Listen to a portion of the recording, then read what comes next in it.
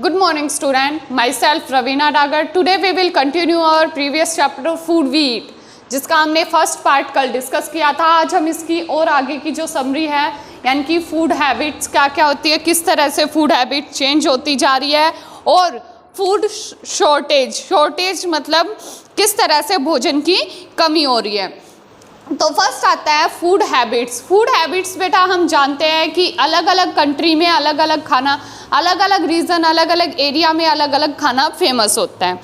तो people in different parts of our country, हमारी country के, हमारे देश के अलग अलग भागों में eat different kinds of food. जो अलग अलग कंट्री में रहते हैं वो क्या करते हैं, अलग अलग टाइप का खाना खाते हैं, उसे ही क्या बोल दिया जाता है, food habits. People in different part of our country and the world eat different kinds of food. जो हमारी कंट्री, हमारा देश है वो अलग अलग पार्ट्स में डिवाइड है, अलग अलग पार्ट्स हैं उनके, और इसके साथ साथ संसार में अलग अलग प्रकार का भोजन, कई तरह की वैरायटी का भोजन हमें देखने को मिल जाता है। Food habits of people depend upon the region where they stay, availability of food type, beliefs, custom, religions and cultures। अब आता है कि किस चीज़ पर वो डिपेंड, यानी कि अलग अलग फूड हैबिट किस चीज़ पर डिपेंड होती है बेटा, अलग अलग चीज़ों पर डिपेंड हो जाती है। जैसे कि उनका क्या हो गया कि आसपास के क्षेत्र में किस तरह का फूड जो है वो हमें मिलता है। सेकंड हो गया हमारे बिलीव्स क्या है उस पर भी, जैसे कि शाकाहारी, मांसाहारी। इसके साथ साथ हमारे कस्टम्स, रीति रिवाज के रिलेटेड जो खाना हमें खाना चाहिए, रिलीजन, धर्म के रिलेटेड, ये सारी चीज़ें हमें क्या करती है, डिपेंड करती है हमारी फूड हैबिट्स पर। अब कोई शाकाहारी है तो उसको कितना ही फोर्स कर लो वो साग सब्जी ही खाएगा, कोई मांसाहारी है तो उसको कितना ही फोर्स कर लो, चाहे कल्चर का वास्ता दे लो, कुछ भी कर लो, वो मांस मच्छी ही खाएगा, क्योंकि बेटा उनकी फूड हैबिट ही ऐसी है।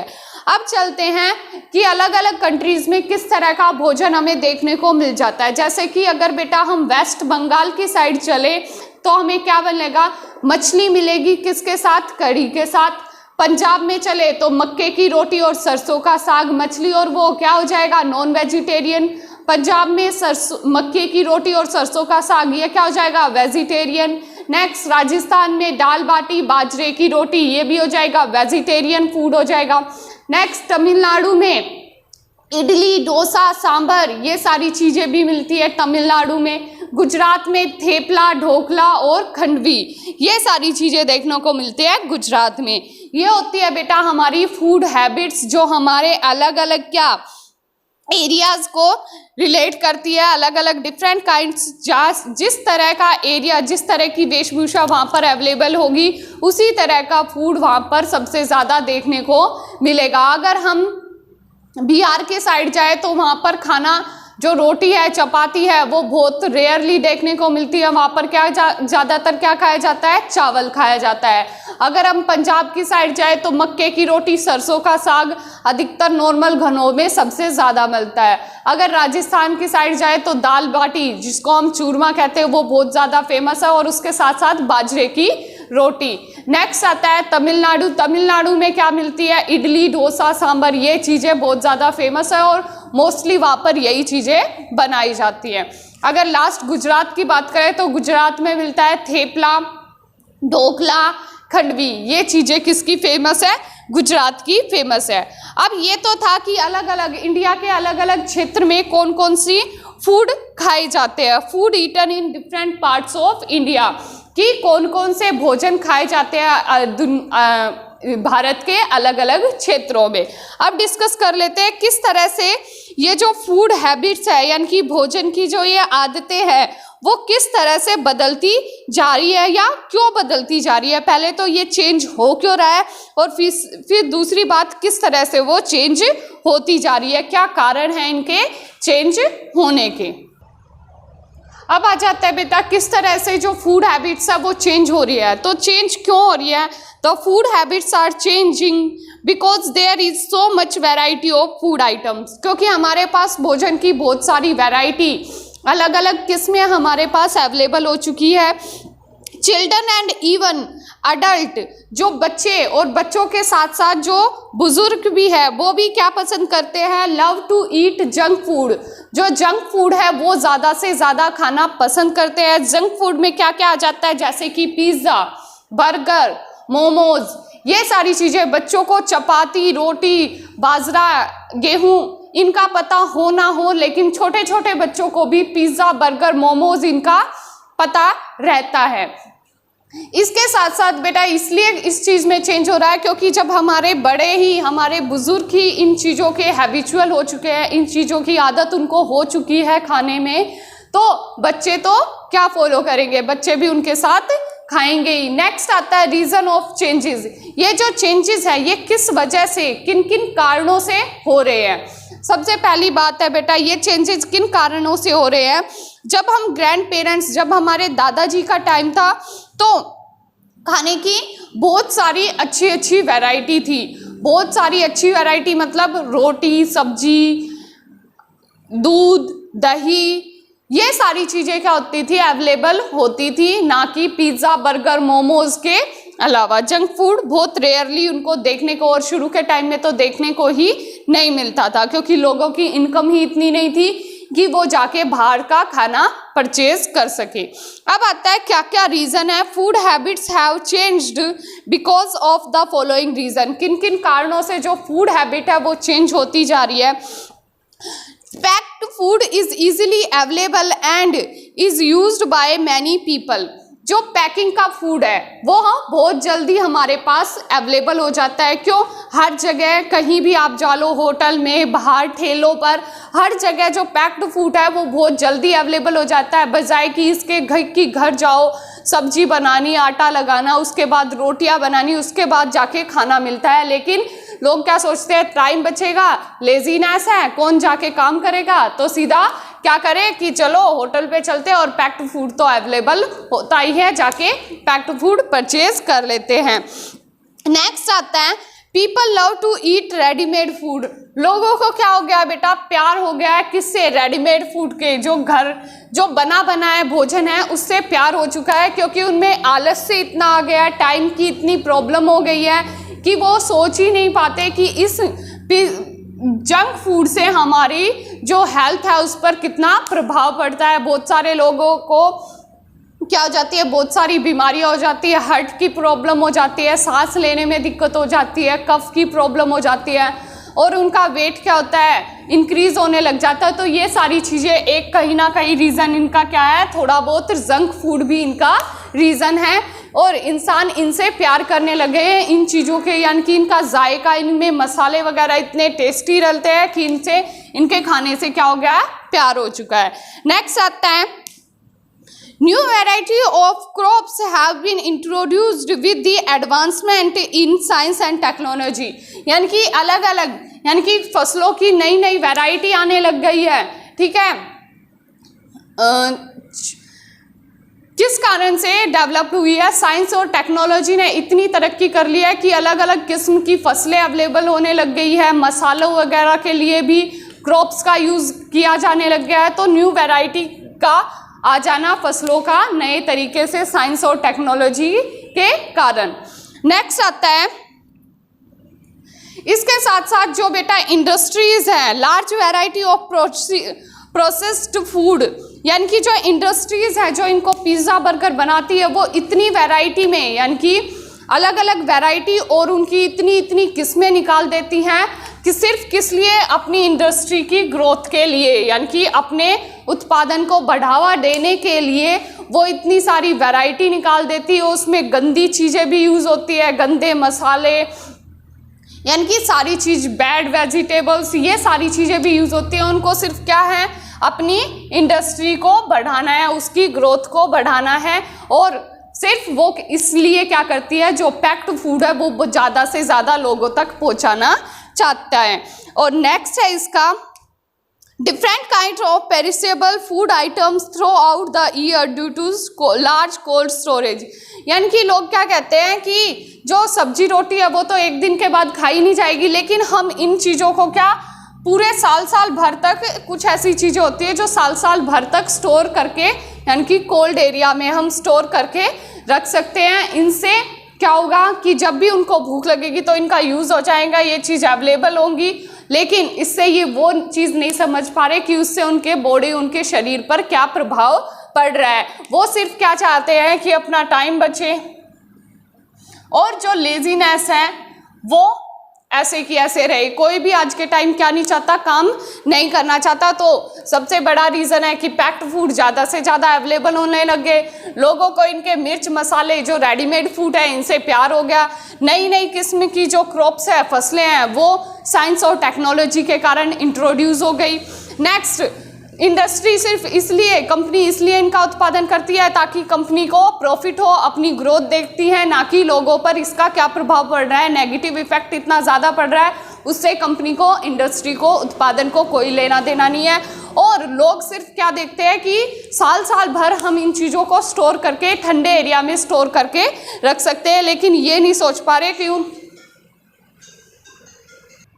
उनको सिर्फ क्या मतलब है अपनी इंडस्ट्रीज़ को, अपनी चीज़ों को देखने के लिए। और लोग इनका सबसे ज़्यादा यूज़ क्यों करते हैं? क्योंकि उनका टाइम बच रहा है, उनको मिर्च मसालों का यानी कि टेस्टी फूड मिल रहा है, ना कि सिर्फ न्यूट्रिशन से भरा फूड। यहाँ पर क्या न्यूट्रिशन की तो बात कोई कर ही नहीं रहा है कि क्या इन चीज़ों में प्रोटीन, विटामिन, फैट्स, ये सारी चीज़ें भी अवेलेबल है, यस या नो? नहीं, क्यों? जिसकी हमें बॉडी को, हमारे शरीर को बहुत ज़्यादा ज़रूरत है। अगर हमें न्यूट्रिशन का ही फूड नहीं मिलेगा तो हम क्या नहीं हो पाएंगे, एक्टिव नहीं हो पाएंगे, हमारे अंदर एनर्जी नहीं होगी। तो कितने सारे हमारे इन चीज़ों के लॉसेस भी है कि एनर्जी नहीं होगी, एक्टिव नहीं हो पाएंगे, न्यूट्रिशन नहीं मिलेगा तो काम कहाँ से कर पाएंगे। नेक्स्ट आगे हैं कि फूड स्टोरेज, किस तरह से भोजन की स्टोरेज में कमियां आई हैं। अब आ जाता है बेटा फूड शॉर्टेज मतलब कमी, यानी कि किस तरह से खाना जो है वो पूर्ण रूप से उसकी जो पूर्ति है वो नहीं की जा रही थी। पूर्ति मतलब कि मांग ज़्यादा है लेकिन वो लोगों तक पूर्ण रूप से पहुँचाया नहीं जा रहा। ठीक है, अधिकतर लोग क्या है, जो गरीब है वो तो बेचारे 4-4, 5-5 दिन तक भूखे घूमते रहते हैं। तो फूड शॉर्टेज मतलब किस तरह से भोजन में क्यों ये कमियां आ रही है। जब हमारे किसान फसलें पैदा करते हैं तो क्यों वो मार्केट तक नहीं पहुंचाई जा रही, और हर एक लोगों को उनका फ़ायदा किस कारण से नहीं मिल पा रहा। There are times when farmers are not able to grow enough food. अब इसका सबसे बड़ा रीज़न भोजन में कमी आने का, गेहूं, चावल, इनकी फसलों में कमी आने का सबसे बड़ा रीज़न है कि जो हमारे किसान हैं, जो बेचारे पहले से ही गरीब है, वो अब इतने योग्य नहीं है कि गरीबी का, कर्जे का बोझ लेकर जो गेहूं है, जो क्रॉप्स है, उनको उगाकर मार्केट में बेचने जाए। यानी कि उनको इतना बेनिफिट नहीं मिल पा रहा, ना तो उनको हाई प्राइजेस मिल पा रहे हैं, ना उनको मशीनरी यूज मिल पा रही है, ना उनको इरिगेशन की फैसिलिटी मिल पा रही है। तो सारा खर्च उन्हें क्या करना पड़ रहा है, अपनी जेब से देना पड़ रहा है। तो क्या जो फार्मर है वो इतने योग्य नहीं रहे, इतने कैपेबल नहीं रहे कि सारा बोझ अपने ऊपर ढोकर और फिर भी क्या क्रॉप्स ग्रो करे, जो गेहूं, जो फसलें हैं वो उगाए। Next, crops fail like floods, rainfall. उसके बाद अगर कुछ किसान क्या फसलें उगा भी लेते हैं तो नेचुरल, भगवान की ऐसी मर्जी है कि या तो उस एरिया में बहुत ज़्यादा बारिश कर देता है या फिर वहाँ पर बाढ़ ही आ जाती है। काफ़ी टाइम न्यूज़ हेडलाइंस में ये चीज़ें सुनी भी होंगी कि कर्ज़ों के कारण किसानों ने की खुद ही आत्महत्या। तो ये सारी चीज़ें किसके हैं, भगवान की। अब रेनफॉल को तो वो हाथ रोक के नहीं रोक सकते हैं, ना ही बाढ़ को रोक सकते हैं। तो इनके कारण इनका असर किस पर होता है, उनकी फसलों पर होता है। वो बिल्कुल ही क्या हो जाती है बेटा, डैमेज हो जाती है। उनके पास इतना भी नहीं रहता कि वो कम से कम अपने परिवार का तो गुजारा बसर कर ले, और उसके साथ साथ उन पर जो कर्जा रखा होता है, जो व्यापारी लोग हैं, वो अपने कर्जे के लिए उनको तंग करते रहते हैं। नेक्स्ट आता है मोर पीपल लेस फूड। ज़्यादा से ज़्यादा क्या है, इंसान है, पॉपुलेशन क्या है, ज़्यादा होती जा रही है, लेकिन फूड, भोजन क्या है, कम होता जा रहा है। क्यों कम होता जा रहा है कि पहली बात फार्मर क्रॉप्स की फसल करते नहीं, अगर करते हैं तो वो अधिकतर क्या हो जाती है, फेल हो जाती है, डिस्ट्रॉय हो जाती है, नष्ट हो जाती है। और इसके साथ साथ हमारी पॉपुलेशन तो बढ़ रही है और जो फूड की सप्लाई है, जो क्रॉप्स है, वो घटती जा रही है। क्यों? लोगों को सिर्फ पकी पकाई खिचड़ी चाहिए, खुद करके कुछ खाना नहीं है, तो सब क्या करते हैं कि सब कुछ थोप दो गरीब इंसानों पर। पैसों के लिए वो क्या करेंगे, सब कुछ करने के लिए तैयार हो जाएंगे, लेकिन गरीब भी कितना करेगा। नेक्स्ट आता है प्राइस हाई। जब बेटा किसी चीज की पूर्ति क्या होगी, मांग ज्यादा होगी और उसकी पूर्ति यानी कि उसकी डिमांड ज्यादा होगी, और अगर उसकी सप्लाई कम होगी तो उसकी जो कीमत है वो ऑटोमेटिकली क्या हो जाएगी, हाई हो जाएगी। याद रखना किसी भी चीज की, अगर हमें, चलो बिस्किट की बात कर लेते हैं, अगर हमें 10 बिस्किट चाहिए और हमारे पास है कुल 5 बिस्किट, तो शॉपकीपर अगर एक बिस्किट को 20 रुपए में भी बेचेगा, तो अगर हमें चाहिए, हमारी डिमांड है, हमारी मांग है, तो हम उसको 20 रुपए में भी उस 5 रुपए के पैकेट को खरीदेंगे। तो इस तरह से ही होता है। इंसान ज्यादा है, जो ज्यादा अमीर है, जो नॉर्मल फैमिली का है, अगर उसको भोजन खरीदना है, गेहूं खरीदने हैं, तो डिमांड चाहे कितनी हो वो खरीदेगा, और प्राइस कैसे होंगे, ऑटोमेटिकली हाई हो जाएंगे। प्राइस जितने भी हाई प्राइस पे भी बोलोगे, तभी भी जिस इंसान को खरीदना है वो खरीदेगा। और इसमें मारा कौन जाता है, जो पुअर इंसान है, जो गरीब इंसान है, जिनके पास एक एक रुपए को वो बचाने की सोचता है, वो इंसान मारा जाता है। क्योंकि पुअर हैव सफर, जो गरीब इंसान है वो सफर करता है। वो कैसे सफर करता है, कैन नॉट अफोर्ड, वो क्या नहीं कर पाते बेटा, अफोर्ड नहीं कर पाते, क्योंकि उनकी जब पेमेंट, जो अर्निंग मनी है वो ही इतनी नहीं है, तो वो कहाँ से हाई प्राइस को अफोर्ड कर पाएंगे। कैसे एक एक फसलों का जो गेहूं है उनके लिए कैसे वो हजार रुपए दे पाएंगे, जब उनके पास केवल उनके पास 100 रुपये होंगे, तो वो उसको 1000 रुपये कैसे के पे कर पाएंगे। ठीक है, तो इस कारण से भी ये क्या होता है, सफर कौन करता है हर चीज में, सिर्फ गरीब इंसान, जिनके पास अर्निंग का कोई सोर्स भी नहीं है। नेक्स्ट आता है बेटा फेमाइन। फेमाइन क्या होता है, there is an extreme storage of food, यानी कि फेमाइन होता है बेटा जब भोजन की ज्यादा से ज्यादा किल्लत होने लग जाती है, बहुत ज्यादा खाने की कमियां पैदा होने लग जाती है, खाना पूर्ण रूप से नहीं मिल पाता, तो वो क्या कहलाती है, फेमाइन कहलाती है। ये किसके कारण हो जाता है बेटा, जो फसलों का डिस्ट्रक्शन है, खराब हो जाना, जो फसल होती है वो बिल्कुल ही खराब हो जाती है। कभी कभी आपने देखा होगा जब बाढ़ भूकंप का मौसम होता है, तो वहाँ के आसपास के एरिया में खाना भी क्या होता है, सर जो हमारी जो टीम है आर्मी वगैरह की वो पहुंचाती हैं, पुलिसकर्मी हैं वो पहुंचाते हैं, सरकार द्वारा उनको खाना पहुंचाया जाता है, क्योंकि वहाँ की फसलें क्या होती है, बिल्कुल ही खराब हो जाती है। ये किस कारण होता है, नेचुरल क्लाइमेट्स के लिए, जो प्राकृतिक आपदाएं होती है, जैसे कि आ गया बाढ़ आ गया इसमें, ठीक है, और इसके साथ साथ सुनामी हो गया, साइक्लोन हो गया, अर्थक्वेक हो गया, ड्रफ सूखा हो गया, ये सारी चीजें इसमें क्या है, जिम्मेदार होती है। इसके कारण जो एक्सट्रीम स्टोरेज यानी कि ज्यादा से ज्यादा किल्लत हो जाती है फूड की, 10-10, 15-15 दिन तक लोगों को खाना नहीं मिल पाता है, वही क्या कहलाएगा, फेमाइन कहलाएगा। और ये किस कारण होता है, जो फसलों का खराब हो जाना है, उसके कारण फसलों का खराब हो जाना भी एक रीजन है किसका, प्राकृतिक आपदाओं का, जैसे कि बाढ़ आ गई, सुनामी आ गई, भूस्खलन आ गया, चक्रवात आ गया, सूखा पड़ गया, ये सभी क्या है, हमारी प्राकृतिक आपदाएं हैं। इनको ना तो भारत सरकार रोक सकती है और ना ही फार्मर्स इनको रोक सकते हैं। अगर बारिश ज़्यादा होनी होगी तो वो बारिश होके रहेगी, क्योंकि वो कहाँ से, बारिश स्काई से हो रही है, ना कि कोई हम जैसे या आप जैसे लोग करा रहे हैं, वो वेदर के चेंजमेंट के कारण हो रही है। उसको जब रुकना होगा वो रुकेगी। नेक्स्ट, ऐसे ही भूस्खलन, जो प्लेट्स होती है वो हिल जाती है, तो इंटरनल जो कंपन होता है धरती में उसके कारण होता है। साइक्लोन हवा के कारण होता है, हवा में जो हवा का जो रुख होता है वो इतना ज़्यादा हैवी होता है कि वो अपने साथ हर चीज़ को उड़ा के लेके चला जाता है। अब आ जाता है बेटा होल्डलिंग। होल्डलिंग क्या होता है कि इसके बाद भी अगर ये फैसिलिटी है, लेकिन फिर भी एक ये होता है कि चीज़ें बिल्कुल ही ख़राब हो गई है, और एक ये होता है कि अपने पास उनको जब्त करके रख लेना, ताकि हैवी प्राइस पर उनको बेचा जा सके। अब आ जाता है बेटा होर्डलिंग क्या होता है। होर्डलिंग क्या होता है? Food storage is created artificially, यानी कि एक आर्टिफिशियल रूप क्रिएट कर दिया जाता है किस चीज़ का, कि हाँ खुद से ही दिखाया जाता है कि फसल खराब हो गई, बल्कि फार्मर उन चीज़ों को, फसलों को खुद मंडी में बेच के आए थे, लेकिन फिर भी क्या दिखाया जाता है कि गेहूं अच्छे नहीं मिले, अच्छी क्वालिटी के नहीं थे, ये खराब हो गया, वो खराब हो गया, अलग अलग सो मैनी एक्सक्यूजेज बहुत सारे दिखा दिए जाते हैं, बहुत सारे बहाने दिखा दिए जाते हैं, और एक सिचुएशन क्रिएट की जाती है कि हाँ इस साल भी क्या हुआ है, फसलों की तादाद में क्या थी, कमी हुई थी, फूड स्टोरेज हुआ था, आर्टिफिशियली सिचुएशन खुद से ही बड़े बड़े व्यापारियों द्वारा क्रिएट की जाती है, बल्कि जिसमें जो रियल सिचुएशन है वो ऐसी नहीं थी। When enough food is produce, जिसमें कि उत्पादन, भोजन, फसलों की मात्रा एनफ थी, यानी कि सभी की पॉपुलेशन के अकॉर्डिंग वो बहुत था, यानी कि सबको वो अवेलेबल हो जाना चाहिए था, but is not release in the market, लेकिन जो क्या बड़े बड़े व्यापारी थे उन्होंने क्या किया, उनको मार्केट में, बाजार में आने ही नहीं दिया।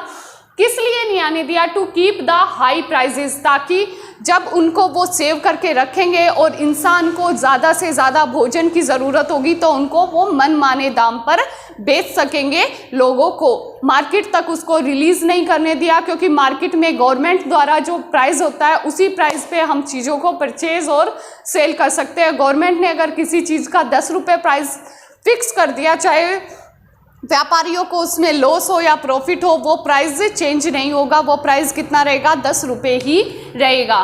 तो क्या ट्रेडर्स, जो व्यापारी होते हैं, उनकी कितनी अच्छी थिंकिंग है कि आर्टिफिशियली सिचुएशन क्रिएट कर दो कि हाँ भाई खाने, गेहूं वगैरह फसलें जो थी वो खराब हो गई, और जिसमें कि रियल क्या होता था कि बहुत सारा भोजन, जो फसलें हैं वो एनफ मात्रा में लोगों के लिए उत्पादित की गई थी, लेकिन उन व्यापारियों द्वारा मार्केट में उनको रिलीज नहीं किया जाता, क्योंकि वे क्या चाहते हैं कि बाद में अपने दामों पर, अपनी खुद के जो प्राइस है उन पर लोगों को ये चीज़ें, ये गेहूं, ये फसलें बेची जाए। अब ये किस लिए होता है? ट्रेडर्स होल्ड दी फूड्स, यानी कि जो बड़े बड़े व्यापारी है, जो फूड ग्रेन्स है, जो फसलें हैं, जो गेहूं हैं, उनको क्या कर लेते हैं, अपने पास स्टोर करके रख लेते हैं। Make more money by selling it, ताकि बाद में जब उनको बेचा जाए तो ज़्यादा से ज़्यादा पैसे वो क्या कर सके, कमा सके, at a substantial higher rate, और जो रेट फिक्स किया गया है उससे भी ज़्यादा हाई, उससे भी ज़्यादा उच्च कीमतों पर क्या चीज़ें, इन फसलों को बेचा जा सके, इन गेहूँों को, इन वीट को, इन चावलों को, इन सबको क्या किया जा सके, सेल किया जा सकते हैं। यही क्या बोला जाता है, होल्डिंग बोला जाता है। ये चैप्टर हमारा यहीं पर फिनिश होता है। आज हम करते हैं book exercise. Question number first है, टिक द करेक्ट ऑप्शन।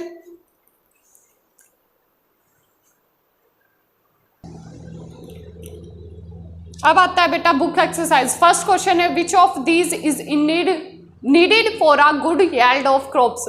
फसलें अच्छे प्रकार से उगे उसके लिए क्या क्या चीज़ नेसेसरी होती है? तो इसका करेक्ट ऑप्शन है बोथ ए एंड बी। अब ए एंड बी में क्या है? गुड क्वालिटी ऑफ सीड, अच्छी किस्म के बीज होने चाहिए, और दूसरा है फर्टिलाइजर्स, जो फर्टिलाइजर्स हैं वो अच्छे होने चाहिए। तो दोनों ही आएंगे, तो इसका ऑप्शन नंबर सी जो है वो करेक्ट हो जाएगा, both A and B. Next आता है, which farmer grows crops as well as rear animals.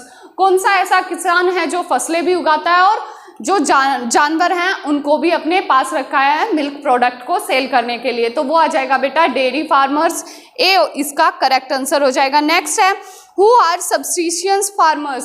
Subsistence farmers मैंने कल भी बताया था, जो छोटे फार्मर हैं उनको क्या बोल दिया जाता है?